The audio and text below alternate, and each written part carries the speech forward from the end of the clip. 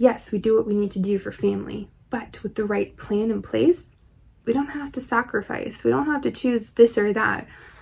You can have all of it, and that's my point. You deserve to create a life you love, and you deserve to have access to the resources and opportunities that will help you create a life you love.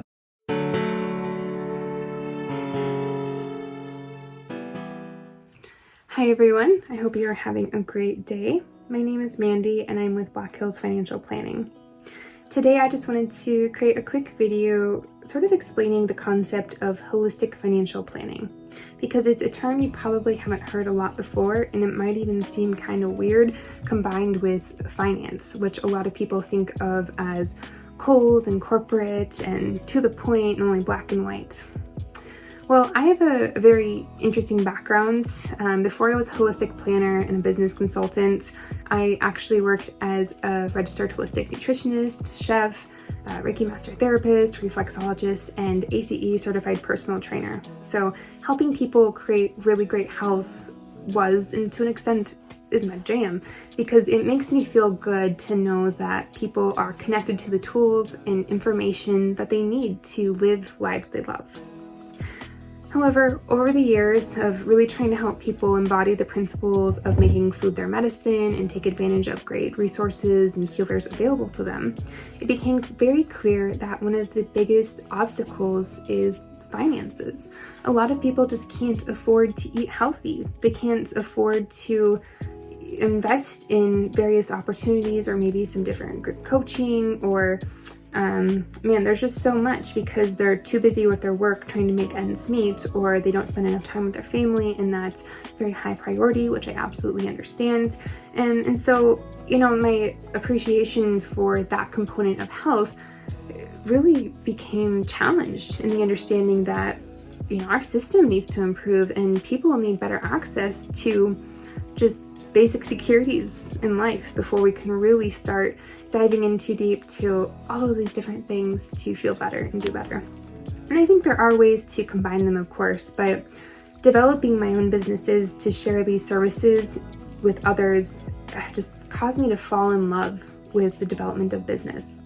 And through my own education journey of earning my degree in business and accounting, I met some really great people, including the Wealth Store, which I'm a partner agent with now as well too, and just learned this really great approach to creating great financial health. And it's something that I'm doing personally and something that I want to teach others as well too, because when we're able to create great financial health, what we're doing is establishing a foundation for everything else to build off of. So hear me out. In high school, you probably heard of Maslow's hierarchy of needs. Well, the bottom level was physiological, and his theory was that until we're able to secure certain basic needs, it's very difficult to move up in terms of where our consciousness is focused. So for a lot of people, that's ensuring that they have just decent housing and food. If you're just worried about surviving, it's very difficult to give attention to the ways you can give back to society, or maybe pursuing a loving relationship that gives back to you. Similarly, until our safety needs are addressed, we're not really in the most receptive state to create loving and healing relationships. And of course, it's very difficult to pursue self-actualization until all of these other tenets are addressed. So that's where my focus has really shifted to, is helping to educate first and foremost, to help people like you take advantage of the opportunities around them to create great financial health. Because when we have access to that which we need, when we're not focusing on surviving anymore, we can start giving attention to creating, that business that we've always dreamt about, or going on that trip with a loved one, or paying off someone's college, because why not? If you can help a grandkid do that, that's a good feeling. So financial health is so much more than just making sure you have a certain amount in the bank. Really, to me, it's like the gate to ensuring that you can move forth in creating the life you love, which is why I love teaching about it. So that said, the holistic perspective really comes into focus then when we look at the main 4 pillars of creating a very strong foundation, which leads to great financial health. The first one is debt elimination. because if you have a lot of debt hanging over your head, not only are you incredibly stressed and you might be fighting with your partner as well. Statistically, 2/3 of divorces end because of fights about money. And in addition to that, it just puts a lot of stress and pressure on you, and that can negatively impact your own health as well too. Not to mention, if you have a lot of debt, you're paying a lot in compounded interest and taxes. For the average American, that means 2/3 of their budget goes to paying compounded interest and taxes. That doesn't leave much to live on. And so what I really wanted to help people do is, first and foremost, get out of debt, and do it in under 9 years or less with the strategy that we can put in place. This is so important because once you start paying less in compounded interest and taxes, you save more money, which you can then wisely invest or even just put in a savings account. But really, I want to educate you on one of the best strategies to make your money work for you in a very safe, consistent, and secure environment, I guess, which will enable you to make sure that the other aspects of financial health are taken care of down the road. So once we can help get you out of debt and free up a little cash flow, then we're going to focus on estate planning. And estate planning just really comes down to 12 documents that we'll help put in place with our lawyers, and the will is just one of them. There are quite a few other documents as well too that will cover from A to Z, depending on how you would like your remains to be, to creating a trust, which is lawsuit proof and also helps you pay less in taxes legally. There's a lot when it comes to estate planning, and yeah, I would just suggest you call for a consultation and we'll dive in a bit more. The third pillar is about retirement planning. So I have a question I ask to everyone I talk to about financial planning, and that is, are you 100% sure you're going to have a great retirement? Or do you have any doubt?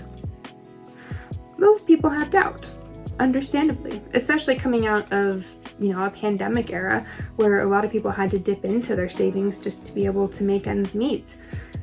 There's a lot that we can do, even if you're already, getting towards 50, 60, whatnot. There are strategies in place, and we'll find the right one for you to make sure that when you are ready to retire, we can wisely invest and leverage your money to ensure that you're taken care of. And then finally, long-term care. Now, long-term care probably isn't the most interesting topic for a lot of people to focus on, but it is so incredibly important to give consideration to, from the fact that the majority of us will need some level of skilled nursing care later in life. And unfortunately, it's pretty expensive. It can be like $70,000 a year for someone to live in a nursing facility. It can be roughly $30,000 to $40,000 a year to have skilled nursing care come to your own home. So unless you have just piles of silver in the backyard, or you inherited money, or maybe you wisely invested as well too, it's very likely that you're not going to be able to afford to take care of mom and dad, grandpa and grandma, or maybe even an older sibling when the time comes. To me, this is one of the greatest travesties because I've witnessed firsthand just how difficult it can be. Having a grandma that passed in 2020, I saw how my family had to liquidate a lot of what they had, including retirement accounts, to be able to help provide. And it doesn't leave anyone in a good position. Yes, we do what we need to do for family, but with the right plan in place, we don't have to sacrifice. We don't have to choose this or that. You can have all of it. And that's my point.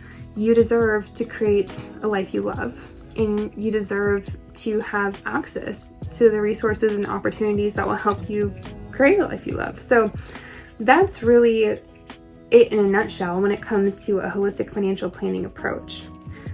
I see my clients who I work with, and I understand that they all have so many different aspects of what make them them and help them be happy and pursue what they want to in life. And from spiritual wellness to financial health to physical, mental, and emotional well-being, I understand that it all matters. And when we create plans, they're customized for each client to help support them in the direction they want to go in life.